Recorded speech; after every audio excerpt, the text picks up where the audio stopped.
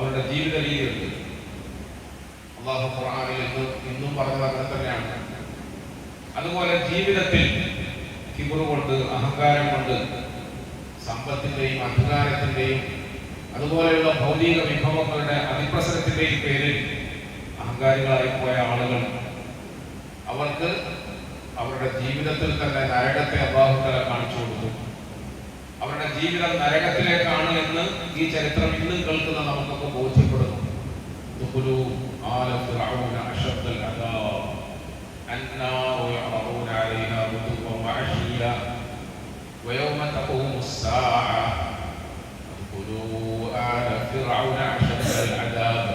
അല്ലാഹു പറയുന്നു, നരകത്തിലേക്ക് പോകാൻ സാധ്യതയുള്ള മനുഷ്യന്റെ സ്വഭാവ ദൂഷ്യങ്ങൾ, അവന്റെ ജീവിതത്തിൽ വന്നുപോയ അബദ്ധങ്ങൾ, വിവരക്കേടുകൾ, മറ്റൊരർത്ഥത്തിൽ പറഞ്ഞാൽ വൃത്തികേടുകൾ, ഇങ്ങനത്തെ വിഷയങ്ങളിൽ നിന്ന് നമ്മൾ ശ്രദ്ധിക്കണം, നമ്മൾ സൂക്ഷിക്കണം. സ്വർഗത്തിൽ പോയ ആളുകളെ കുറിച്ച് അല്ലാഹു നമുക്ക് പറഞ്ഞു തന്നപ്പോൾ وسيق الذين اتقوا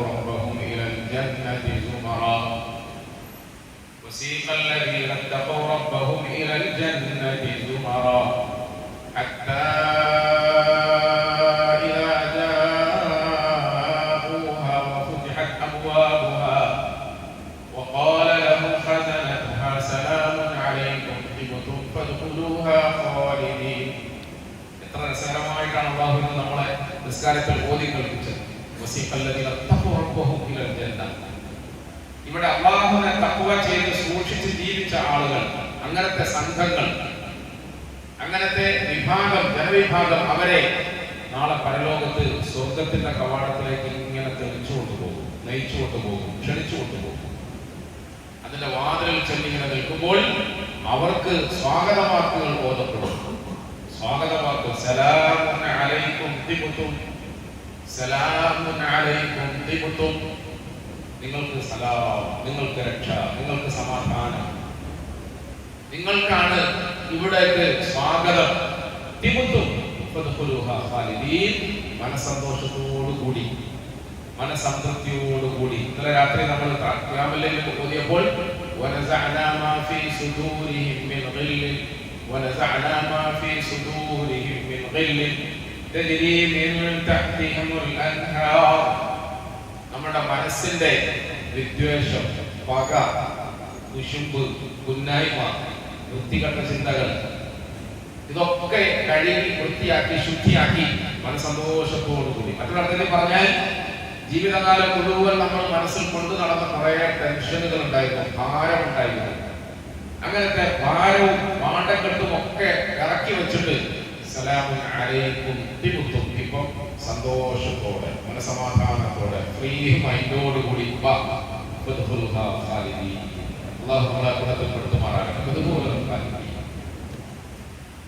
وقال الحمد لله الذي صدقنا وعده وقال الحمد لله الذي صدقنا وعده وأورثنا الأرض نتبوأ من الجنة حيث نشاء فنعم أجر العاملين. അല്ലാഹു നമ്മളൊക്കെ ആ സന്തോഷത്തിൽ കൊണ്ടെത്തിക്കുമാറാകട്ടെ. സ്വർഗവാസികൾ ഇത് കാണുമ്പോൾ എല്ലാം മറന്നുകൊണ്ട്, മതിമറന്നുകൊണ്ട്, സന്തോഷാധിക്യത്താൽ ഉള്ളു തുറന്നുകൊണ്ട് ഇങ്ങനെ പറയും, അൽഹംദുലില്ലാഹ് അൽഹംദുലില്ലാഹ് അൽഹംദുലില്ലാഹ് അല്ലദീ സദഖനാ വഅദഹു അല്ലദീ സദഖനാ വഅദഹു.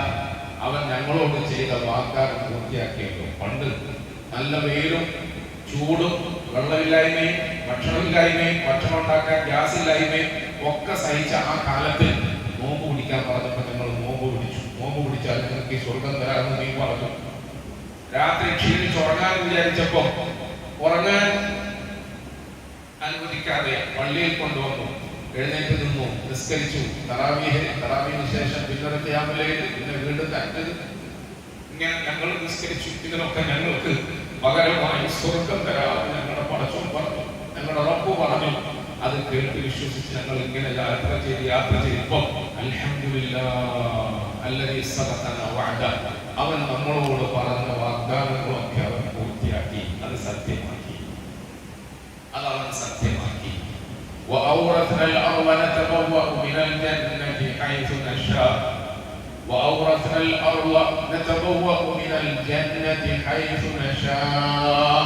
ഇതെന്തൊരു സ്വർഗമാണ്, ഇതെന്തൊരു ലോകമാണ്, ഇതെന്തൊരു സുഖത്തിന്റെ ഗേഹമാണ്.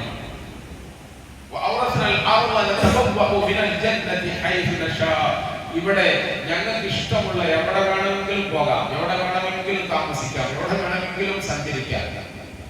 ഒന്നിനും ഒരു നിയന്ത്രണങ്ങളില്ലാത്ത വിശാലമായ സ്വർഗത്തെ അല്ലാഹു ഞങ്ങൾക്ക് തന്നല്ലോ. അൽഹംദുലില്ലാഹ്.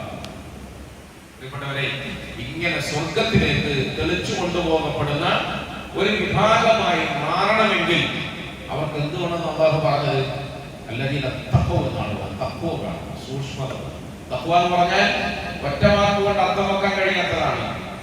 അല്ലെങ്കിൽ നമ്മുടെ ബാഹ്യമായ ചില്ലറ അമലുകളിലൂടെ മാത്രം നേടിയെടുക്കാൻ കഴിയാത്തതാണ്. നമ്മുടെ നോമ്പ് കൊണ്ടോ നിസ്കാരം കൊണ്ടോ അതുകൂടാത്ത സുന്നത്തായ കർമ്മം കൊണ്ടോ മറ്റേതെങ്കിലും അമലുകളെ കൊണ്ട് ആചാരങ്ങളെ കൊണ്ട് മാത്രം നേടിയെടുക്കാൻ കഴിയാത്ത ഒരു വിശാല അർത്ഥമുള്ള വിശേഷണമാണ് തഖ്വ എന്ന് പറയുന്നത്. കാരണം ആ തഖ്വ നമ്മൾ അണിയുമ്പോഴാണ്, ആ വസ്ത്രം നമ്മൾ ധരിക്കുമ്പോഴാണ് അതിന്റെ പേരിൽ നമ്മൾ അല്ലാഹു സ്വർഗത്തിലേക്ക് ക്ഷണിക്കുന്നത്. ഒരു കോട്ടിടുക എന്ന് പറഞ്ഞ ചെറിയ കാര്യമാണ്, ഒരു തലപ്പാവ് കിട്ടുക എന്ന് പറഞ്ഞ ചെറിയ കാര്യമാണോ? അതിനുവേണ്ടി നമുക്ക് കുറെ അധ്വാനമില്ലേ? തഖ്വയുടെ വസ്ത്രം നമുക്ക് അണിയാൻ അവസരം കിട്ടിയാൽ, അതിനുള്ള യോഗ്യത നമുക്ക് കിട്ടിയാൽ നമ്മൾ സ്വർഗവാസിയാണ്. പ്രിയപ്പെട്ടവരെ, ഇന്ന് ലൈലത്തുൽ ഖദ്റാണ് ഞാൻ പറഞ്ഞല്ലോ. ലൈലത്തുൽ ഖദ്റാകാൻ സാധ്യതയുള്ള രാത്രിയാണെന്ന് പറഞ്ഞു. ഒരു ദിവസം മുഹമ്മദ് മുസ്തഫ സല്ലല്ലാഹു അലൈഹി വസല്ലം തങ്ങൾ ഇതുപോലെ ഒരു റമദാനിൽ പള്ളിയിൽ കൂടിയിരുന്ന പ്രിയപ്പെട്ട സഹാബത്തിന്റെ സംഘത്തെ കൂട്ടിക്കൊണ്ട് പുറത്തേക്ക് ഇറങ്ങാമെന്ന് പറഞ്ഞു. പുറത്തേക്ക് ഇറങ്ങി ഒരു ഒഴിഞ്ഞ സ്ഥലം വരെ അവരുടെ കൂട്ടത്തിൽ പോയി കുറച്ച് സമയം ഇങ്ങനെ നോക്കി നിന്നിട്ട് ശരി പൊയ്ക്കോ എന്ന് പറഞ്ഞ് പിരിച്ചു വിട്ടു. അവരെ തിരിച്ചു വിട്ടു. നബി സല്ലല്ലാഹു അലൈഹി വസല്ലം തങ്ങൾ പറഞ്ഞു, ഞാൻ നിങ്ങളെ കൂട്ടിക്കൊണ്ട് വന്നത് റമദാനിന്റെ അവസാനത്തെ രാവുകളിൽ നിന്ന് ഒരു രാവ് ലൈലത്തുൽ ഖദ്റാണ്. അത് ഏത് രാവാണ് എന്ന് നിങ്ങൾക്ക് ക്ലിപ്തപ്പെടുത്തി അറിയിച്ചു തരാൻ വേണ്ടിയിട്ടാണ് ഞാൻ നിങ്ങളെ കൂട്ടി വന്നത്. പക്ഷേ രണ്ട് മുസ്ലിമീങ്ങൾ തമ്മിൽ വഴക്കിടുന്നത് കേട്ടപ്പോൾ, രണ്ട് മുസ്ലിമീങ്ങൾ തമ്മിൽ പരസ്പരം പറയാൻ പാടില്ലാത്ത വാക്കുകൾ പറഞ്ഞ് അങ്ങോട്ടും ഇങ്ങോട്ടും കശപിശ കൂടുന്നത് കണ്ടപ്പോൾ ആ ഇൽമ് ഉയർത്തപ്പെട്ടു പോയി എന്ന് റസൂലുള്ളാഹി സ്വല്ലല്ലാഹു അലൈഹി വസല്ലം. ചെറിയൊരു കാര്യമല്ലല്ലോ, വലിയൊരു കാര്യം അറിയിച്ചു തരാൻ വേണ്ടി റസൂലുള്ളാഹി സ്വല്ലല്ലാഹു അലൈഹി വസല്ലം സഹാബാക്കളെ കൂട്ടിക്കൊണ്ട് വരിക. പക്ഷെ ആ ഒരു അറിവ് ഉയർത്തപ്പെട്ടു പോയി. എന്തുകൊണ്ടാണ് ഉയർത്തപ്പെട്ടു പോയത്? രണ്ട് മുസ്ലിമീങ്ങൾ തമ്മിൽ പരസ്പരം കലമ്പ് കൂടുന്നു, കശപിശ കൂടുന്നു, വഴക്ക് കൂടുന്നു, പറയാൻ പാടില്ലാത്ത വർത്തമാനം പറയുന്നത്. അത് ഞാൻ പറഞ്ഞത്, നമ്മൾ 23 റക്അത്ത് നിസ്കരിച്ചിട്ടായിരിക്കും ഞാൻ പുറത്തുപോയി വർത്തമാനം പറയുന്നത്. അതിനുശേഷമുള്ള ഖിയാമുൽ ലൈലും തഹജ്ജുദും ഒക്കെ നിസ്കരിച്ചിട്ടാണ് നമ്മൾ റമദാൻ സജീവമാക്കിയെന്ന് ആശ്വസിക്കുന്നത്. പക്ഷെ നമ്മളുടെ ഈ അമലുകളെ കൊണ്ട് മാത്രം പോരാ, നമ്മുടെ വായിൽ നിന്നും പുറത്തേക്ക് വരുന്ന വാക്കുകളിൽ നമുക്ക് തഖ്വ വേണം, സൂക്ഷ്മത വേണം. ആ വാക്കുകളെ സൂക്ഷിച്ചിട്ട് വേണം നമുക്ക് സ്വർഗത്തിലെത്താൻ. സ്വർഗത്തിൽ പോകാന്ന് പറഞ്ഞാൽ അങ്ങനെ പെട്ടെന്ന് കിട്ടുന്ന സംഗതിയല്ല, എളുപ്പം സാധ്യമാകുന്ന ഒന്നല്ല. നമ്മളിന്ന് വസന്ത ശേഷം നമ്മുടെ പ്രിയങ്കരായ സഹാബാക്കളിലെ പ്രമുഖനായ അബൂബക്കർ സിദ്ദീഖ് റളിയല്ലാഹു അൻഹുവിനെ കുറിച്ച് ഞാൻ കേൾക്കും ഇങ്ങനെ നല്ലോണം ഉള്ളുകൊണ്ട് ആസ്വദിച്ച് കരഞ്ഞു. റളിയല്ലാഹു അൻക യാ അബൂബക്കർ, റളിയല്ലാഹു അൻക യാ അബൂബക്കർ, ജസല്ലാഹു അന്നാ നബിയനാ മുഹമ്മദൻ സല്ലല്ലാഹു അലൈഹി വസല്ലം. അബൂബക്കറെ, നിങ്ങൾക്ക് അല്ലാഹു കരുണ ചെയ്യട്ടെ, കൃപ ചെയ്യട്ടെ, നിങ്ങളിൽ അല്ലാഹു തൃപ്തനാകട്ടെ. എത്ര വലിയ സ്വഭാവത്തിന്റെ ഉടമയായിരുന്നു. ഉടനെ റസൂലുള്ളാഹിയുടെ കാര്യം പറയാൻ വേണ്ടി സല്ലല്ലാഹു അലൈഹി വസല്ലം, നബി സല്ലല്ലാഹു അലൈഹി വസല്ലം അങ്ങ് എത്ര മഹാനായ ഉസ്താദാണ്, ഗുരുവാണ്, നേതാവാണ്. ഓരോ സഹാബിയെയും ഇങ്ങനെ പഠിപ്പിച്ചു വളർത്തിയെടുത്തല്ലോ, അല്ലേ? ഓരോ സഹാബിയെയും ഇങ്ങനെ പഠിപ്പിച്ചു വളർത്തിയെടുത്തല്ലോ. ഓരോ സഹാബിയുടെയും നിസ്കാരം നന്നാക്കി, നോമ്പ് നന്നാക്കി, സക്കാത്തും സദഖയും കൊടുക്കാൻ പഠിപ്പിച്ചു. മാത്രമല്ല, ഓരോ അനുയായിയുടെ വായിൽ നിന്നും വീഴുന്ന വാക്കുകൾ നിയന്ത്രിക്കാൻ പഠിപ്പിച്ചു. ആരാ അബൂബക്കർ റളിയല്ലാഹു അൻഹു? നമ്മൾ പറയുമ്പോൾ കേൾപ്പെട്ടവരെ, സ്വർഗം തരണേ എന്ന് ദ്വാരക്കുക, സ്വർഗം വേണോന്ന് ആശിക്കുക, സ്വർഗത്തിന് വേണ്ടി നമ്മൾ പ്രസംഗിക്കുക.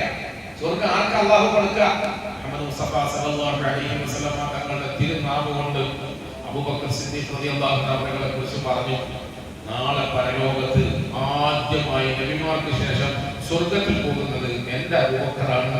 എന്റെ അബൂബക്കർ. ആ പറച്ചിലിപ്പോ നമുക്ക് അസുഖം അസവിശേഷം കേട്ടപ്പോൾ ഞാൻ കാര്യം ആ പറച്ചിലേക്കോ നമുക്ക് അസുഖം വരും. എന്റെ അബൂബക്കറാണ്, എന്റെ അബൂബക്കർ. സല്ലല്ലാഹു അലൈഹി വസല്ലമയ്ക്ക് അബൂബക്കറുമായിട്ടുള്ള ആത്മബന്ധത്തായിരുന്നു റളിയല്ലാഹു അൻഹു. നബിമാർക്ക് ശേഷം ആദ്യമായി എന്റെ ഉമ്മത്തിൽ നിന്നും സ്വർഗത്തിൽ പോകുന്നത് അബൂബക്കറാണ്. സ്വർഗത്തിന്റെ 8 വാതിലുകളിലൂടെയും അത് തുറന്നു വെച്ചിട്ട് അബൂബക്കറിനെ ക്ഷണിച്ചു, ഇങ്ങോട്ട് വാ, ഇങ്ങോട്ട് വാ, ഇങ്ങോട്ട് വാ, ഞങ്ങളുടെ കൂട്ടത്തിൽ വാ, ഞങ്ങളുടെ കൂടെ വാ. എല്ലാവരും സ്വർഗത്തിന്റെ ഏതെങ്കിലും ഒരു കവാടം ഒന്ന് തുറന്നു കിട്ടാൻ ആശിച്ചുകൊണ്ട് അതിന്റെ വാതിൽ കാത്തു നിൽക്കുമ്പോൾ ഓരോ കവാടവും തുറന്നു വെച്ചുകൊണ്ട് അവര് അബൂബക്കറിനെ ആശിക്കുകയാണ് റളിയല്ലാഹു അൻഹു, അബൂബക്കറിനെ ക്ഷണിക്കുകയാണ്.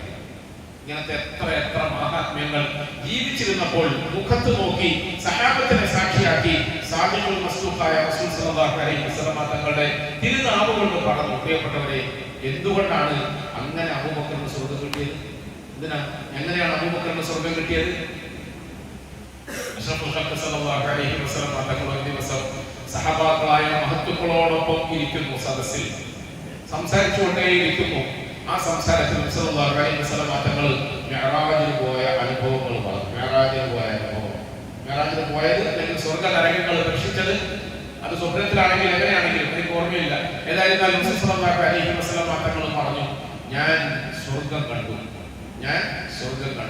ഒരു മലക്ക് എന്നെയും കൂട്ടിക്കൊണ്ട് സ്വർഗത്തിലേക്ക് ഇങ്ങനെ നടക്കുകയായിരുന്നു. സ്വർഗത്തിലെ ഓരോ ആകർഷണീയമായ കാഴ്ചകളും കണ്ണു നിറയെ കണ്ട് ആനന്ദിച്ച് സന്തോഷിച്ച് ഞാൻ നടക്കുന്നതിനിടയിൽ ഒരു വീട് കണ്ടു, ഒരു കൊട്ടാരം കണ്ടു. ഒറ്റ മുത്തിനാണുള്ള ഒരു കൊട്ടാരം. തങ്ങൾ പറഞ്ഞു, ഞാൻ അത്ഭുതപ്പെട്ട് നോക്കി. അകത്തു നിന്നും ഉള്ളിലുള്ളതെല്ലാം കാണാൻ കഴിയുന്നു, ഉള്ളിൽ നിന്നും പുറത്തേക്കൊക്കെ കാണാൻ കഴിയുന്നു. ഒറ്റ മുത്തുകൊണ്ടുണ്ടാക്കി ഇത്രയും വലിയൊരു കൊട്ടാരം, അത് ഞാൻ ആശിച്ചു പോയി. ഞാൻ ജിബ്രീൽ അലൈഹിസ്സലാമിനോട് ചോദിച്ചു, ഇത് എനിക്കുന്നതായിരിക്കുമല്ലേ? ഞാൻ എന്റെ ഭാഷ പറയുമ്പോഴാണ് മനസ്സിലാകാൻ വേണ്ടി. കാരണം എന്താ, അഷ്റഫുൽ ഖൽഖായ തഹ റസൂൽ സല്ലല്ലാഹു അലൈഹി വസല്ലം തങ്ങൾക്ക് അല്ലാഹു കൊടുക്കുന്ന മഹാത്മ്യം, മഖാമെ മഹ്മൂദ്, അത് വേറെ ആർക്കും ഇല്ലല്ലോ. നബി സല്ലല്ലാഹു അലൈഹി വസല്ലം തങ്ങൾ ഇത് എനിക്കുള്ളതായിരിക്കുമല്ലേ എന്ന് ചോദിച്ചു. പ്രിയപ്പെട്ടവരെ, ജിബ്രീൽ അലൈഹിസ്സലാത്തു വസ്സലാം പറഞ്ഞു, നബിയെ, അത് അങ്ങേക്കുള്ളതല്ല, പിന്നെ ആർക്കാ? നമ്മൾ ആവശ്യത്തോടെ ചോദിക്കൂലേ, പിന്നെ ആർക്കാ? അത് അങ്ങയുടെ പ്രിയപ്പെട്ട സഹാബിയായ ഉമർ ഇബ്നുൽ ഖത്താബിന് വേണ്ടി അല്ലാഹു സൃഷ്ടിച്ചു വെച്ചതാണ്. ഉമർ ഇബ്നുൽ ഖത്താബ്. എന്നിട്ട് സല്ലല്ലാഹു അലൈഹി വസല്ലം തങ്ങൾ സന്തോഷത്തോടെ പറഞ്ഞു, ഉമറേ, ഇത്രയും ആകർഷണീയമായി കൊട്ടാരം കണ്ടപ്പോൾ അതിന്റെ ഉള്ളിലേക്കൊന്ന് കടന്നു കയറി നോക്കിയാലോ എന്ന് എനിക്ക് തോന്നി, ആശ തോന്നി. അങ്ങനെ ഞാൻ അതിന്റെ വാതിലിലേക്ക് ഇങ്ങനെ കാല് വെക്കുമ്പോൾ പെട്ടെന്ന് എനിക്ക് നിന്റെ ഗീറത്തിനെ കുറിച്ച് ചിന്ത വന്നു. ഇയാള് ഭയങ്കര ഗീറത്തിന്റെ ആളല്ലേ? ഞാനെങ്ങാനും നിന്റെ കൊട്ടാരത്തിൽ നിന്റെ അനുമതി ഇല്ലാതെ നീ കയറുന്നതിന് മുമ്പ് കയറിപ്പോയാൽ ചിലപ്പോൾ നിനക്ക് ഇഷ്ടപ്പെട്ടില്ലെങ്കിലോ എന്ന് വിചാരിച്ച് നിന്റെ ഗീറത്തിന്റെ മുഖത്ത് ഞാൻ പെട്ടെന്ന് കാല് പുറകോട്ട് വലിച്ചു. ഞാൻ കയറിയില്ല. അതുവരെയും സദസ്സ് നിശബ്ദമായിരുന്നു. പക്ഷെ സദസ്സിന്റെ വലതുഭാഗത്തു നിന്നും ഒരു പൊട്ടിക്കരച്ചിൽ കേട്ടു. ഉമർ റളിയല്ലാഹു അൻഹു പൊട്ടിക്കരഞ്ഞു ചോദിച്ചു, അല്ലാഹു അലൈക യാ റസൂലല്ലാഹ്, അല്ലാഹു അലൈക യാ റസൂലല്ലാഹ്, ഞാൻ അങ്ങയുടെ ഗീറത്ത് കാണിക്കുമെന്ന് വിചാരിച്ചു. എന്റെ തങ്ങളുടെ കയറില്ല. ഞാൻ അങ്ങയുടെ ഗീറത്ത് കാണിക്കുമെന്ന് തങ്ങൾ വിചാരിച്ചു. ഞങ്ങൾക്ക് ഇതൊക്കെ പറഞ്ഞു തന്നതാണ്, ഞങ്ങൾക്ക് ഇതൊക്കെ ഉണ്ടെന്ന് പഠിപ്പിച്ചു. ഒന്നിനും കൊള്ളാത്തവരായി അഴുക്ക് ശാലകളിൽ കടന്നിരുന്ന ആർക്കും വേണ്ടാത്ത ഞങ്ങളെ അവിടെ നിന്നൊക്കെ പൊക്കിയെടുത്ത് കൊണ്ടുവന്ന് കഴുകി വൃത്തിയാക്കി കുടിയനും പിടിയനും എന്ന് ജനങ്ങൾ വിധിയെഴുതി തെരുവോരങ്ങളിലൂടെ ഇങ്ങനെ അങ്ങാടിപ്പിള്ളേരെ പോലെ തെമ്മാടികളെ പോലെ കറങ്ങി നടന്നിരുന്ന ഞങ്ങളെ പൊക്കിയെടുത്ത് കൊണ്ടുവന്ന് ഈ കോലത്തിലൊക്കെ വളർത്തിയെടുത്ത അങ്ങയോട് ഞാൻ ദൈവത്തിൽ കളിക്കുന്നതാണോ എന്ന് വിചാരിക്കുന്നത്. അങ്ങനത്തെ കയറിയില്ല. പ്രിയപ്പെട്ടവരെ, ഇത് സാദിഖുൽ മസ്ലൂഖായ റസൂൽ സല്ലല്ലാഹു അലൈഹി വസല്ലം തങ്ങളുടെ സദസ്സിൽ സഹാബാക്കളുടെ സമക്ഷത്തിൽ സാക്ഷാൽ ഉമർ ഇബ്നുൽ ഖത്താബിനെ കിട്ടിയ സന്തോഷ വാർത്ത. ഉമർ ഇബ്നുൽ ഖത്താബ്, നമ്മൾ ആലോചിക്കേണ്ടത്, സ്വർഗ്ഗത്തെ കുറിച്ച് സന്തോഷ വാർത്ത അറിയിച്ച അഷ്റഫുൽ മുബശ്ശിരീങ്ങളുണ്ട്. ആ സഹാബാക്കൾക്കൊക്കെ എന്തുകൊണ്ടാണ് സ്വർഗ്ഗം കിട്ടിയത്? അവര് ഖത്താബിന്റെ മകനായതുകൊണ്ടല്ല, അബൂ ഖുഹാഫയുടെ മകനായതുകൊണ്ടല്ല, അവര് അങ്ങനത്തെ ഖുറൈശി ഗോത്രത്തിൽ ജനിച്ചത് കൊണ്ടല്ല. പിന്നെ പ്രിയപ്പെട്ടവരെ, അവരുടെ ജീവിതത്തിൽ തഖ്വ, സൂക്ഷ്മത, ഖുശൂഅ്, താഴ്മ, തവാദു ഇതൊക്കെ അധ്വാനിച്ചുണ്ടാക്കിയതുകൊണ്ടാണ്. അവിടെയാണ് നമ്മൾ പഠിക്കേണ്ടത്. നമ്മൾ അല്ലാഹുവിനോട് സ്വർഗ്ഗം ചോദിക്കുക. വഅദ്ഖിൽനൽ ജന്നത മഅൽ അബ്റാർ. അല്ലാഹുവേ, ഈ മഹാത്മാക്കളോടൊപ്പം ഞങ്ങൾ സ്വർഗ്ഗത്തിൽ കടത്താനാണ് നമ്മൾ ദ്വാരക്കുന്നത്. ഈ മഹാത്മാക്കളോടൊപ്പം അവർക്ക് കൊടുത്തു സ്വർഗ്ഗം ചെയ്തത്. പ്രിയപ്പെട്ടവരെ, അബൂബക്കർ സിദ്ദീഖിന് എന്തുകൊണ്ടാണ് എല്ലാ വാതിലിലൂടെയും സ്വാഗതം ബോധപ്പെടുന്നത്? ഒറ്റമുത്തിനാൽ ഉണ്ടാക്കി വെക്കപ്പെട്ട ഈ കൊട്ടാരം എനിക്കാണോ ആശിച്ചു പോകുമാറ് അഷ്റഫുൽ ഖൽഖിന്റെ മനസ്സിൽ ആഗ്രഹം വരുമാറ് ഉമറിന് വേണ്ടി റളിയല്ലാഹു അൻഹു എന്തുകൊണ്ടാണ് സ്വർഗ്ഗത്തിൽ കൊട്ടാരം ഉണ്ടാക്കിയത്? നബി സല്ലല്ലാഹു അലൈഹി വസല്ലം തങ്ങൾ അബൂബക്കർ സിദ്ദീഖിനെ കുറിച്ചൊക്കെ പറഞ്ഞതുപോലെ ചിലപ്പോൾ നിങ്ങൾക്ക് എന്റെ ഈ പ്രിയപ്പെട്ട സഹാബാക്കളെക്കാൾ കൂടുതൽ നിസ്കരിക്കുന്ന ആളുകളെ കാണാൻ കഴിയുന്നത് വരും. അല്ലാഹു റസൂൽ പറയാ, നിങ്ങൾക്ക് ചിലപ്പോൾ എന്റെ അബൂബക്കറിനേക്കാൾ കൂടുതൽ നിസ്കരിച്ച ആളുകളെ നിങ്ങൾക്ക് കാണാൻ കഴിയുന്നത് വരും. എന്റെ അബൂബക്കറിനേക്കാൾ കൂടുതൽ അമലുകളുള്ള ആളുകളെ നിങ്ങൾക്ക് കാണാൻ കഴിയുന്നത് വരും. പക്ഷേ എന്റെ അബൂബക്കറിനെ പോലെ എന്റെ പ്രിയപ്പെട്ട സഹാബാക്കളുടെ ഉള്ളകത്തുള്ള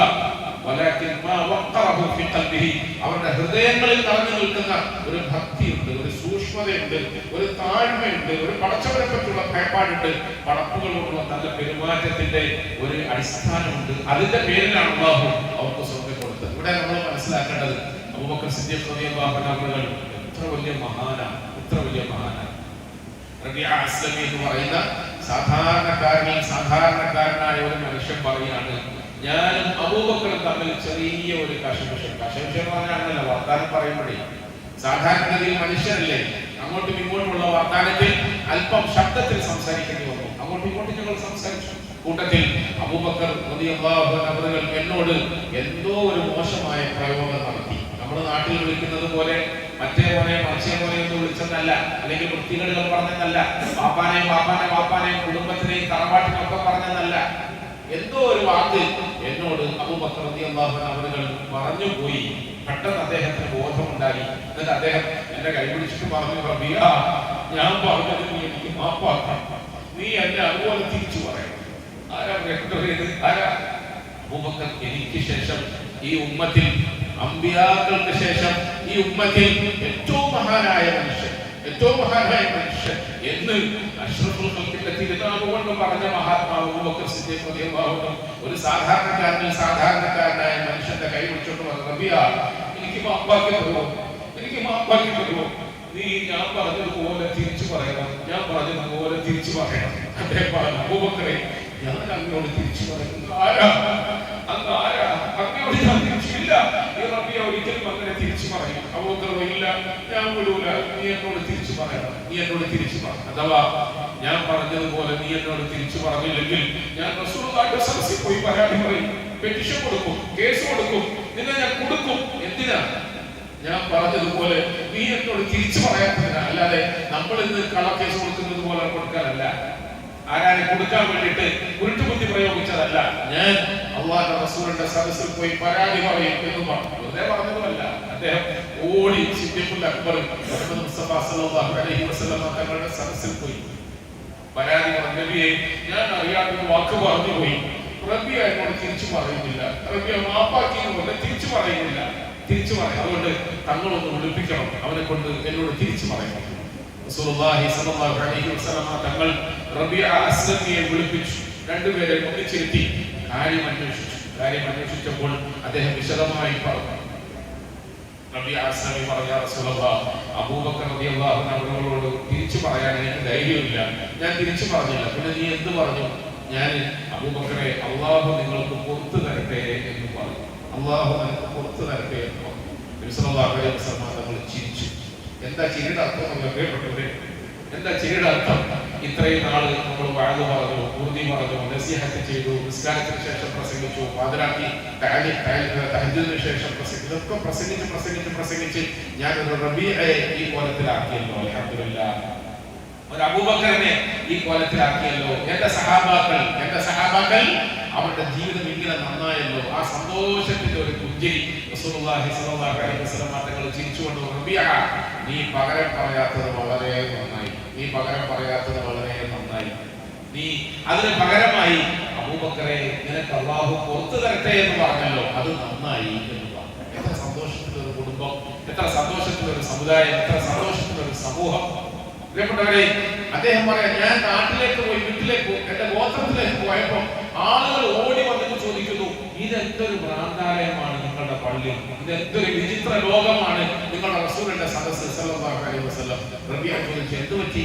അല്ല, ഒരാൾ കുറ്റം ചെയ്യുക, എന്നിട്ട് അയാൾ തന്നെ പരാതിയുമായി കോടതിയിൽ പോവുക, ഇത് ഞങ്ങൾ ജീവിതത്തിൽ ആദ്യമായിട്ട് കേൾക്കും. ഒരാൾ കുറ്റം ചെയ്യാം, എന്നിട്ട് അയാൾ തന്നെ പരാതിയുമായി കോടതിയിൽ പോവുക, ഇതൊരു വിചിത്ര ലോകമാണ്. റബിയ കരഞ്ഞുകൊണ്ട് പറഞ്ഞു, അറിയോ നിങ്ങൾക്ക് ഇത് ആരാണെന്ന്? ഇത് ആരാണെന്നറിയോ? ഇത് അബൂബക്കറാണ് റളിയല്ലാഹു അൻഹു. അബൂബക്കർ എന്നോട് കോപിച്ചാൽ അല്ലാഹുവിന്റെ റസൂൽ എന്നോട് കോപിക്കും, അല്ലാഹുവിന്റെ റസൂൽ എന്നോട് കോപിക്കും, അല്ലാഹുവിന്റെ റസൂൽ എന്നോട് കോപിച്ചാൽ അല്ലാഹു എന്നോട് കോപിക്കും. പിന്നെ റബീഅയുടെ നാശത്തിന് വേറെ കാരണമല്ലോ വേണോ? റബീഅയുടെ നാശത്തിന് വേറെ കാരണമൊന്നുമില്ല. പ്രിയപ്പെട്ടവരെ, അബൂബക്കർ റളിയല്ലാഹു അൻഹു അവർ സ്വർഗ്ഗവാസിയാണെന്ന് പറഞ്ഞപ്പോൾ എന്തുകൊണ്ട് അദ്ദേഹത്തിന് സ്വർഗ്ഗം കിട്ടി? നമ്മ തമ്മിലുള്ള വർത്തമാനത്തിൽ ഒരു ചെറിയ വർത്താനത്തിൽ പ്രശ്നം വന്നപ്പോൾ ഓടിപ്പോയി മാപ്പ് ചോദിച്ചു, കാലും കൈയും പിടിച്ചു, കൂട്ടിക്കൊണ്ടുപോയി കോടതി കൊണ്ടുപോയിട്ടെങ്കിലും തിരിച്ചു പറയിപ്പിക്കാൻ വേണ്ടി ശ്രമിച്ചു. അള്ളാഹു അവരെ സ്വർഗ്ഗവാസിയാക്കി. ഉമർ ഖത്താബ് റളിയല്ലാഹു അൻഹു അവരുടെ ഖലീഫയാണ്, ഭരണാധികാരിയാണ്, രാജ്യം ഭരിക്കുകയാണ്. സാധാരണ ഭരണാധികാരിയല്ല. ഇന്നും അദ്ദേഹത്തിന്റെ പേര് കേൾക്കുമ്പോൾ ലോകം കിടുകിടാന്ന് മറക്കുമാറി അത്രയും ധീരനായ മഹാനായ ഭരണാധികാരി ഖലീഫയായി അദ്ദേഹത്തിന്റെ ഔദ്യോഗിക ഭരണകർത്തൃത്വത്തിൽ നിലകൊള്ളുമ്പോൾ, അതിനുവേണ്ടി ഇരിക്കുമ്പോൾ ഒരു സാധാരണക്കാരനായ ആളുകൾ ഒഫീഷ്യൽ ഡ്യൂട്ടി ചെയ്യുന്ന സമയത്ത്, ഒരു മിനിസ്റ്റർ അല്ല, ലോകത്തിന്റെ ചക്രവർത്തിയാണ്. ഒരു ചക്രവർത്തി അദ്ദേഹത്തിന്റെ ഔദ്യോഗികമായ കൃത്യനിർവഹണം നടത്തിക്കൊണ്ട് അദ്ദേഹത്തിന്റെ സഭയിൽ എന്ന് വിചാരിച്ചാൽ മതി, അദ്ദേഹത്തിന്റെ സഭയിലേക്ക് മന്ത്രിസഭയുടെ പ്രത്യേക യോഗം നടക്കുന്ന സമയത്ത് ഒരു സാധാരണക്കാരനായ ആൾ കയറി വന്നിട്ട് പറയാതെ, ജനറേറ്റർ ഓഫ് ആയപ്പോ എന്താ ഇങ്ങനെ ഇടാൻ കുറച്ച് ലേറ്റ് ആയി പോയത്, അതുകൊണ്ട് ഇങ്ങനെ നിസ്കാരത്തിനൊക്കെ നേതൃത്വം കൊടുത്താൽ മതിയോ, പെണ്ണുങ്ങൾക്ക് ഒരു റക്കാത്ത് പോയില്ലേ, ജനറേറ്റർ കണ്ടേ എന്ന് പറയുന്നത്. അങ്ങനെ പറയുന്നു. സ്വാഭാവികമായിട്ട് നമ്മളിങ്ങനെ പ്രസംഗിച്ചുകൊണ്ടിരിക്കുകയാണ്, ദഅവത്ത് ചെയ്തുകൊണ്ടിരിക്കുക, താലീം നടത്തിക്കൊണ്ടിരിക്കുക, ഇമാമ ചെയ്തുകൊണ്ടിരിക്കുക, അതിനിടയ്ക്ക് ഒരാൾ വന്നിട്ട് ഇങ്ങനത്തെ ചെറിയൊരു കാര്യം പറഞ്ഞ് എന്തായിരിക്കും നമ്മുടെ പ്രതികരണം? എന്തായിരിക്കും നമ്മുടെ പ്രതികരണം? എന്നാലോചിച്ചു. ഉമർ ഇബ്നുൽ ഖത്താബ് റളിയല്ലാഹു അൻഹു ഔദ്യോഗികമായി തന്റെ കൃത്യനിർവഹണം നടത്തിക്കൊണ്ടിരിക്കുന്നതിന്റെ ഇടയിൽ ഒരു സാധാരണക്കാരൻ കയറി വന്നു, പിന്നെ എനിക്കൊരു അത്യാവശ്യമുണ്ട്, ഞാൻ ഇന്നൊരു പ്രശ്നമുണ്ട്, നിങ്ങളതൊന്നും വന്നിട്ട് പരിഹരിച്ചു തരണം കേട്ടോ എന്ന് പറഞ്ഞു. മനുഷ്യനാണല്ലോ. ഈ സമയത്ത് അയാൾ കയറി വന്നത് പറഞ്ഞപ്പോൾ അവിടെ കയ്യിലുണ്ടായിരുന്ന ഒരു വടി, അദ്ദേഹം കുത്തി നടക്കുന്ന ഒരു വടിയുണ്ടല്ലോ, ആ വടിയുണ്ട് പോടാ. ഈ സമയത്ത് എന്തുവാന്ന് പറയുന്നു?